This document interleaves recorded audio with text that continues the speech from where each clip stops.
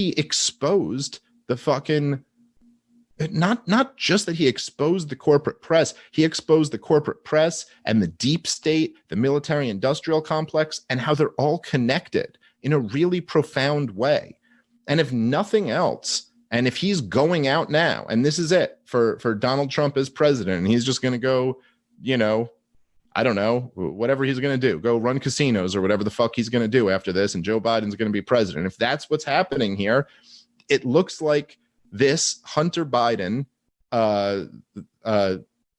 computer scandal might be his last gift to us. And when I say that, what I mean, the gift is just exposing how the corporate press is completely full of shit. Like, here's one last time. This is a story that is a scandal by any way you measure it. This is a big scandal. I'm not saying you have to believe that this is the, life-changing or the biggest scandal ever, or that this is going to make the difference in the presidential election. I don't know. Although possibly, I don't know. But there is no way an honest person could look at this and not say, yes, this is a scandal. This is a scandal. And plenty of honest people on the left are acknowledging this as well at this point. And not only has the big tech companies censored it, and the media, I mean, they're making up this bullshit about the Russia disinformation angle. They went all in on that. Major newspapers, major media outlets, all claiming this is Russian disinformation, which is just complete bullshit based on nothing other than, we don't want to talk about this story because we're trying to get Joe Biden elected. And I don't know, the Russia thing kind of worked for us for a little while, so we're going back to that. Let's just say it. And so this might be it. This might be Trump's last gift to us if he doesn't get reelected. And I think it's a valuable one. I think exposing the corporate press, just the people who sell us the mass murder campaigns, no big deal if you're a libertarian, just that group of people. I think exposing them is pretty important. So let's talk a little bit about Hunter Biden's MacBook hard drive. Okay, so this is a big deal. This is a really, really big deal. This is a real deal scandal. And here's pretty much what we know right now. This is Hunter Biden's hard drive. It is. The corporate press can tell you whatever they want to. This is Hunter Biden's laptop. There's, it's like the corporate press could tell you all day long that fucking whatever, they could tell you that Saddam has weapons of mass destruction, but he didn't. And they could tell you that Assad gassed his own people, but he didn't. And they can tell you that Gaddafi was about to go genocidal. They could tell you that Trump was involved in a conspiracy with Russia. They could tell you whatever the fuck they want to, but there is still this glorious thing called the truth. And the truth is that this was Hunter Biden's laptop. And at this point, the evidence is pretty overwhelming. And to the point that it would have to be like the biggest fucking craziest conspiracy for this not to be true. I mean, here's what we have so far. Number one, nobody is denying it. So that's a huge, and when I say nobody, I'm not saying like, okay, there's some pundits saying this is Russian disinformation, but none of them are saying this isn't Hunter Biden's laptop. Hunter Biden is not saying this isn't his laptop. Joe Biden isn't saying this isn't his laptop. And no one from Joe Biden's campaign is saying this isn't his laptop. So that's that right there. Like, if it wasn't, why on earth would they not come out and say that, right? So that's a pretty big piece of evidence in itself. On top of that, Hunter Biden signed for it when he dropped it off at this computer repair shop. He signed for it, and they've matched up his signature. It's Hunter Biden's signature. I mean, I suppose you could argue that like someone went and forged this signature, and now they just won't say that or deny it. But come on, it's his signature. He signed for it. Also, Hunter Biden's lawyers requested the laptop back. So that's kind of an admission that it's theirs. They're like, hey, we want it back because it's ours. Okay, so it's Hunter Biden's hard drive. That's what this is. And on top of that, they've also now at this point gone through the emails and contacted a bunch of people who were on the other end of these emails, and they've all confirmed that, yes, these are real emails that they were emailing back and forth with Hunter Biden. So all of that put together, I'm sorry, it's like overwhelming evidence. Now, I'm one of these guys, right? This is how I treat all of these things. And if you listen to the show, this is how I handle all of this shit. Like whenever there, whatever it is, there's a police shooting the night before, or there's some scandal, or there's some conspiracy, I go, okay, well, what's the evidence? Let's not rush to judgment on this. What is the actual evidence? And then if you have evidence for it, it's like, okay, then there you go. Then this is clearly what happened once a pretty overwhelming evidence comes in. And if you listen to the show, the day after the Post story came out, I was saying, okay, this might all be bullshit. This might all be bullshit. But now look at all the fucking evidence. And it's like, no, this is real. Whether they like it or not, this is real. And it's the same. And then you go, okay, so what's the evidence that this is a Russian disinformation campaign? Nothing. Quite literally nothing. They don't even have, it's not even like all the intelligence community says this. In fact, the Department of Justice and the director of national intelligence is saying no. There's no evidence that this is a Russian involvement in this at all. But what they have is like something like, Adam Schiff saying, I've seen the intelligence. It's Russian disinformation. Like, okay. But again, that's not evidence. That's just you saying, well, I've seen some stuff and you got to take my word for it. It's like, nope, I don't do that. In the same sense that if Black Lives Matter is like telling you the details of a police shooting the other night, it's like, no, I'm going to wait to see the evidence. I don't just like, no, whether it suits my narrative or doesn't suit my narrative, I'm not just going to believe you because you tell me to. I need to see some evidence. And with the Hunter Biden MacBook, I've seen some evidence now. So this is everything indicates this is real. It'd be shocking if something could explain for all of these different pieces of evidence. There's really no other explanation. This is real. This is his laptop. Okay. So this developed quite a bit the other day. Rudy Giuliani claimed that he had seen, and this is what people had been theorizing or about. He claims that there are images of naked underage girls on his hard drive.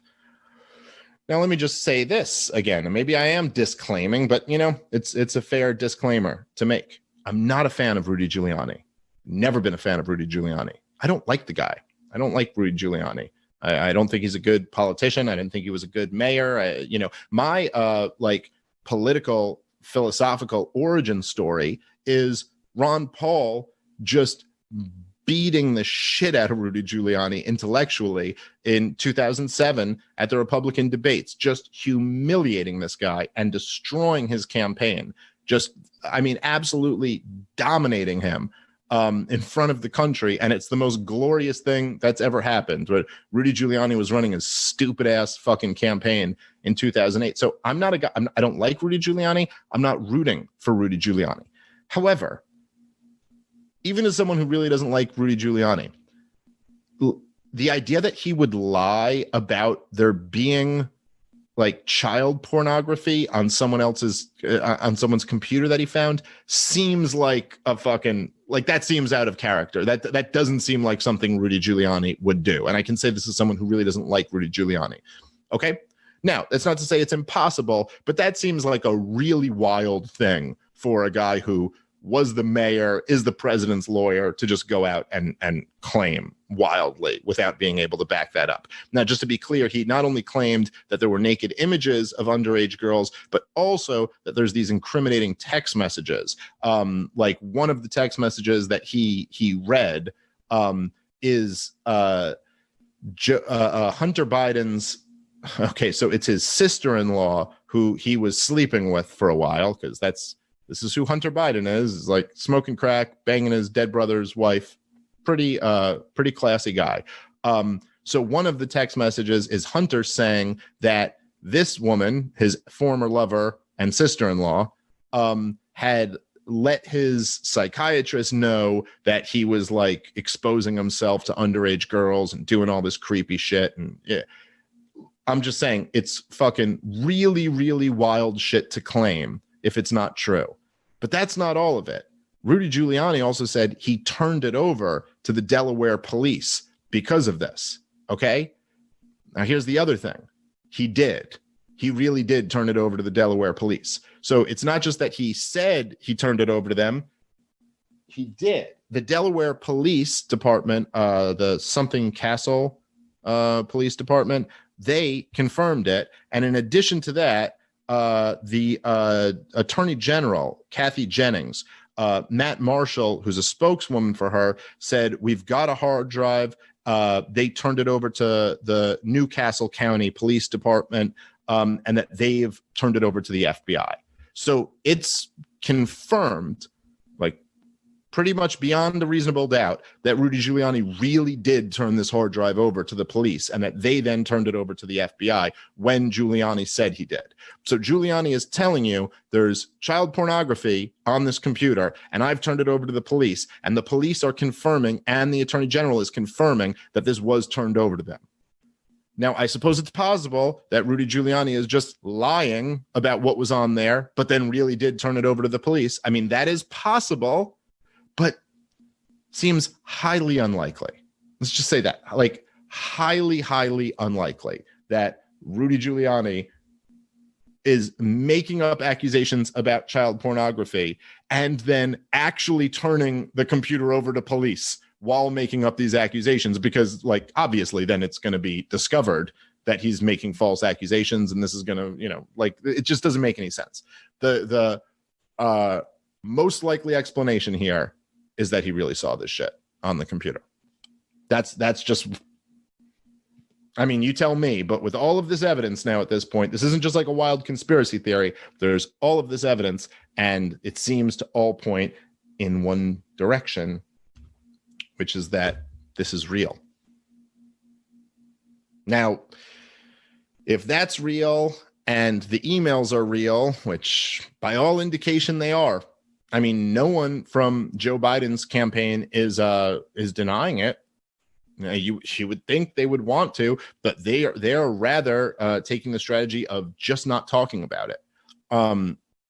So if that's real, what we've got here is a situation where the candidate's drug addict son is in possession of child pornography.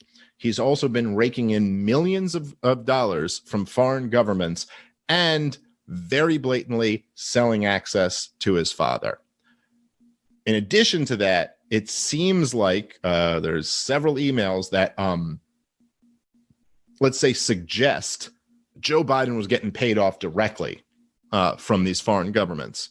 This shit is, on many different levels, criminal and corrupt and just a big deal. So with all of that staring right in your face, the entire corporate press is choosing to ignore it. Maybe not even ignore it. Maybe that's not the best way to describe it. Ignore it, or just without, giving you reasons, just dismiss it. Say, oh, this is propaganda. This is Russian disinformation. It's like, well, what about it is wrong? Oh, we don't even need to tell you that. We don't even need to tell you that. And of course, they're also being aided by the tech companies. And this is a really big problem. Really big problem. So now we find ourselves in a situation where Twitter, did their best to silence this conversation. It was trending. It was trending in like 3 different spots before they fucking, started suspending people, and they made the link unshareable, and all that shit. And then Twitter went down the next day. And then Facebook banned it as well, and all of this shit, right? It hasn't been trending since then. It hasn't been, so like they've been pretty effective at suppressing this story, at least to some degree. Although there has been like what they call a Streisand effect, where because they banned it, a whole bunch of people started, talking about it. So I don't know how effective ultimately that was, but there's no question that, with the exception of like the New York Post and Fox News, no one really in the corporate press has been, talking about it. Or at least actually talking about the scandal rather than just dismissing it. So that's happening. And then in response to this scandal, Joe Biden, and again, this is not disputed, put what they call a lid on his campaign. So he just decided, I'm not talking to reporters. So he won't take questions about this. That's it. I mean, the town hall that he had with his old friend Stephanopoulos on ABC. So he had that town hall. They didn't ask him any questions about it, and then he's just like, nope, just not going to talk to the press till after the debate. So it's really something too that the press is just okay with this. Like it's like, this is what I mean by it's Trump's last gift. Like this whole moment, it's like no one has a problem with that. I mean, can you imagine? Like how can you even spin this? Oh, that's okay. He just doesn't. The guy who is the first presidential candidate in my lifetime to not campaign just decided he's also going to put a lid on his campaign relations with the press. A few weeks before the election, he's just not going to talk, not going to take questions, not going to hold events. That's it. No problem. No problem with that.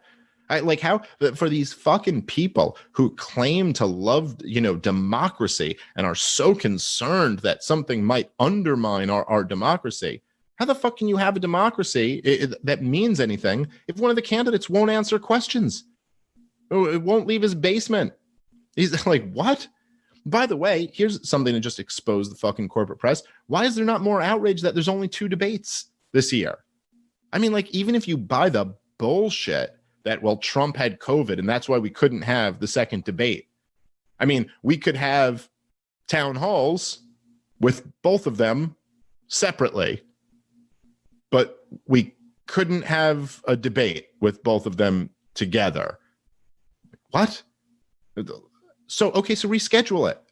Is this not kind of important?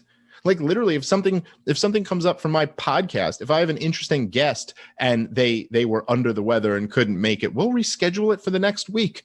This is the debate between the 2 guys competing to be commander in chief. They can't reschedule this. This is acceptable. No one in the corporate press is like furious. They're or not furious, but just like, no one thinks this is an outrage. No one thinks like this is something we should really work to fix. One of the candidates is not answering questions, and we're only having 2 debates in this really important year. That's not a big deal to anybody. Okay. So this is the situation. This is going to be it. Tomorrow is it. This is the last debate. And this is Trump's only chance, but it's a big chance. It's a big opportunity to get this story in front of the American people. And now, again, as I mentioned in the last podcast, there's some really, really strange things that have all happened in line with this scandal developing, with this story. Okay. So as I mentioned, there's a few of them, right? So it's like Twitter not only takes this unprecedented move of actually banning the link, like so you can't even share the New York Post's article, and they silence the New York Post. They silence the White House press secretary. I mean, like, it is really kind of nutty stuff, like to a different level than we've seen before. So they do that. Then very strangely, the next day, Twitter is down. Doesn't really seem to happen that often. The day after this story breaks, Donald Trump does a town hall meeting with Savannah Guthrie, and she asks him about pedophilia conspiracies. Again, this is very strange. It is very, very strange that that pedophilia comes up at a presidential town hall meeting. Like right around the time this story breaks, the day after this story breaks, where you have the former mayor of New York City now claiming that he saw child pornography on this computer and has been confirmed, has turned this over to the police, and they've sent it to the FBI. And just coincidentally, after this story came out, Donald Trump happened to be asked to denounce pedophile conspiracy theories. I'm sorry, that's just really hard for me to get past. Really, really strange. But also, they've now come out with these new rules that they can mute microphones in this next debate, which will be the only opportunity Donald Trump has to tell this story to the American people who have, in many corners, had it blocked out. I mean, yeah, if you watch Fox News or if you read the New York Post, or yeah, I guess if you listen to this show, or if you know, like if you're in the corners of dissident, you know, right wing or thought or something like that on the internet, then yeah, you might like know all about this. But if not, you know, if you just read most newspapers, or if you just watch CNN or MSNBC, then all you've heard is that there's some bullshit out there that's fucking, you know, Russian disinformation. That's all you've heard. But Donald Trump could tell you what the story is. And this debate, where this very unusual circumstance happens to also be a debate for the only presidential debate that I've ever heard of, and I'm pretty sure in the history of televised presidential debates, this is the only one where they've changed the rules that they can mute one of the presidential candidates' microphones. I don't know. Does that not seem strange to anyone? Now, of course, I understand you can find little justifications. Well, Trump interrupted too much in the first debate, but just seems a little bit strange. Seems a little strange. But Donald Trump's still going to have some time, and we'll see what happens. Now, from what I've heard, they've also taken foreign policy out of the topics for this debate, which is kind of interesting. And two people running for the job of commander-in-chief. They didn't talk foreign policy at the last debate. This is the final debate. I thought we love democracy so much. Well, shouldn't the candidates tell you what their views are before they run for the job? How else is voting, you know, like, how does it work? But anyway, of course, because if they talk about foreign policy, then Trump can just easily pivot right to this story. Well, let me tell you about foreign policy. You know, Biden is compromised. He's in the pockets of these foreign countries. And by the way, your son's got some inappropriate pictures on that computer too. So the question is going to be, can Trump explain this? Can he actually get this out there? And if so, this really could be what gets him reelected.